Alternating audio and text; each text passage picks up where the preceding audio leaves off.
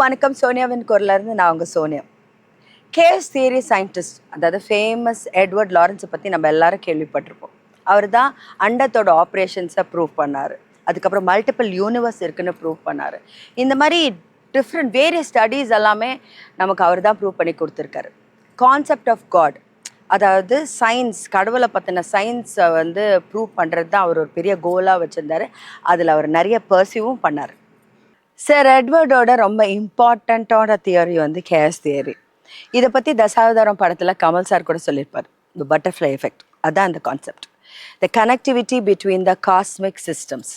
அது ஒரு இம்பார்ட்டண்ட்டான பெரிய டாபிக். அதை பற்றி நம்ம இன்னொரு வீடியோவில் பார்ப்போம். சார் எட்வர்ட் லாரன்ஸோட இன்னொரு முக்கியமான ஒரு தியரி, அவர் 2009 ஒரு புக் பப்ளிஷ் பண்ணார். அதில் ஒரு அஸ்டானிஷிங் ஃபேக்ட் இருக்குது. அதாவது லார்டு சிவா ஃபேமிலிக்கும் கேலக்ஸிக்கும் இருக்கிற கனெக்டிவிட்டி, அதாவது கேலக்ஸியோட ஒர்க்கிங் சிஸ்டம் இருக்கு இல்லையா, அதோட கனெக்ட் என்னன்றது. இந்த புக்கை அவர் எப்படி முடிச்சிருக்காருன்னா, கேலக்ஸியோட ரிசிம்பிளன்ஸ் தான் சிவனோட ஃபேமிலி.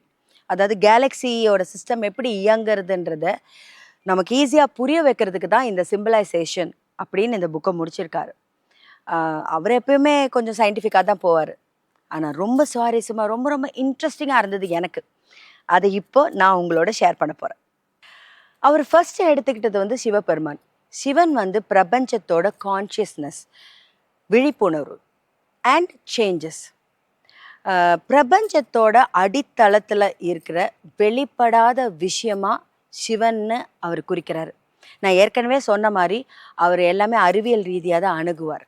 புராணங்கள்லாம் நம்ம சிவபெருமானை அழிக்கிறவர் அப்படின்னு சொல்லுவாங்க. ஆனால் எட்வர்ட் சார் இந்த அழித்தலை அவர் எப்படி பார்க்குறாருன்னா, பழைய விஷயங்களெல்லாம் ரிமூவ் பண்ணி புதுசு வளர்கிறதுக்கான ஸ்பேஸ் கொடுக்குறாரு அப்படின்னு சொல்கிறாங்க. அதாவது பிரபஞ்சத்தில் ஒரு சுழற்சி, ஒரு சர்க்குலேஷன். இப்போ பழைய ஸ்டார்ஸ் எல்லாம் விழுந்தால் தான் புது ஸ்டார்ஸுக்கான ஸ்பேஸ் கிடைக்கும். அதே மாதிரி பிரபஞ்சத்தில் ஒரு அன்ஸ்டாப்பபிளான ஒரு கண்டினியூஸ் ப்ராசஸ் இருக்குது, ஒரு சேஞ்ச். அந்த மாற்றத்துக்கான தத்துவமாக தான் சிவபெருமானை எட்வர்ட் சார் பார்க்குறாரு. Next potential energy. இந்த பொட்டென்ஷியல் எனர்ஜி ஆக்டிவேட் பண்ணுறதுக்கு என்ன வேணும்? நம்மளும் சயின்டிஸ்டாக மாறிடுவோமா?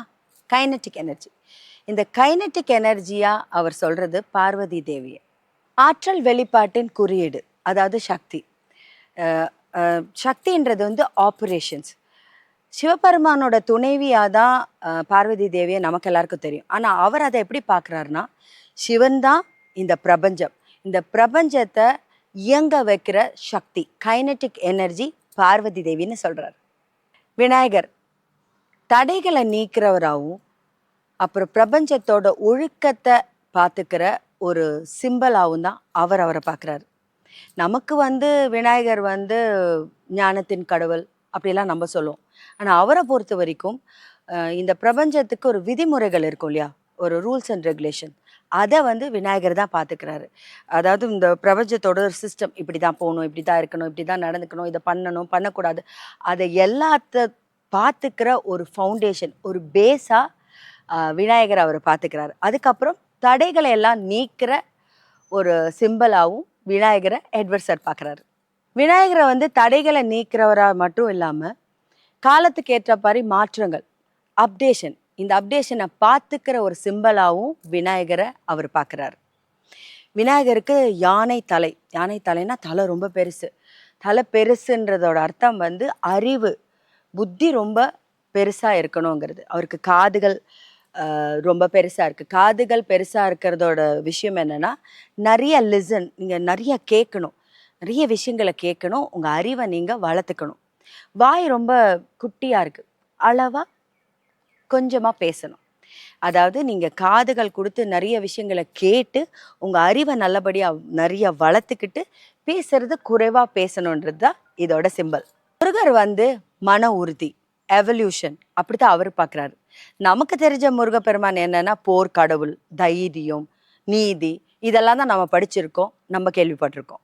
சவால்களை எதிர்கொள்கிற முன்னேறதுக்கான தொடர் போராளியாக தான் முருகர் இருக்காருன்னு அவர் சொல்கிறாரு. அதாவது நம்ம உள்ளே இருக்கிற சேலஞ்சஸும் வெளியில் இருக்கிற சேலஞ்சஸும் ஃபேஸ் பண்ணி முன்னேறதுக்கான மன உறுதி, அதுக்காக வடிவமைக்கப்பட்டது தான் முருகர்னு அவர் சொல்கிறார். பொட்டென்ஷியல் எனர்ஜி, அதாவது பொட்டென்ஷியல் எனர்ஜி இருந்து சிவன். இதை ஒரு ஆப்ரேஷன், அந்த செயல்பாடு வந்து கைனட்டிக் எனர்ஜி, அது வந்து பார்வதி தேவி. இது வந்து செயல்படணும்னா இந்த ஆப்ரேஷன்ஸ்க்கு தேவையான ஒரு டார்கெட் இருக்கணும், ஒரு இலக்கு இருக்கணும். அதை நோக்கி தான் இது போக முடியும். அந்த ஆப்ரேஷன்ஸ்க்கான இலக்கு வந்து முருகப்பெருமான்னு அவர் சொல்றார். இந்த புக்கை அவர் எப்படி முடிக்கிறாருன்னா, சிவன் வந்து நிலையான பேஸ்மெண்ட், பார்வதி வந்து இயக்கும் சக்தி, எனர்ஜி, விநாயகர் வந்து செயல்முறை, அதான் ரூல்ஸ் அண்ட் ரெகுலேஷன், விதிமுறைகள் நம்ம சொன்னோம் இல்லையா, அது. முருகர் வந்து எவல்யூஷன், பரிணாம வளர்ச்சி. ஸோ இதெல்லாமே பார்த்தீங்கன்னா இந்த பிரபஞ்சத்தோடைய பேஸ். அதாவது இந்த பிரபஞ்சம் எப்படி ஆப்ரேட் பண்ணுதுன்னு சயின்டிஸ்ட் கண்டுபிடிச்ச விஷயங்கள், ஒரு சில விஷயங்கள் மட்டும்தான். ஏன்னா பிரபஞ்சத்தை பற்றி முழுசாக இன்னும் யாரும் கண்டுபிடிக்கல, அதுக்கான டெரிவேஷன்ஸ் எல்லாம் யாரும் கொடுக்கல. ஒவ்வொரு வாட்டிலையும் ஒவ்வொரு மாற்றங்களும் அது காட்டிட்டு தான் இருக்கும், அது பண்ணிட்டு தான் இருக்கும். ஸோ அந்த பிரபஞ்சத்துக்குன்னு ஒரு பேஸ் நார்ம்ஸ் இருக்குது.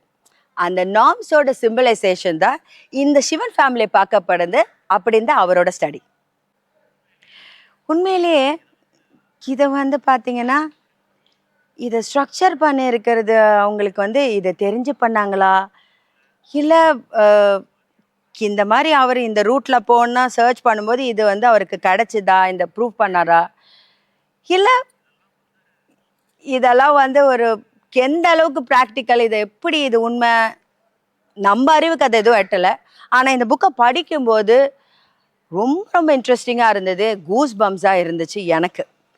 ஸோ இதே மாதிரி பயனுள்ள இன்ஃபர்மேஷன்ஸோட நெக்ஸ்ட் வீடியோவில் உங்களை சந்திக்கிறேன். அது வரைக்கும் நன்றி, வணக்கம்.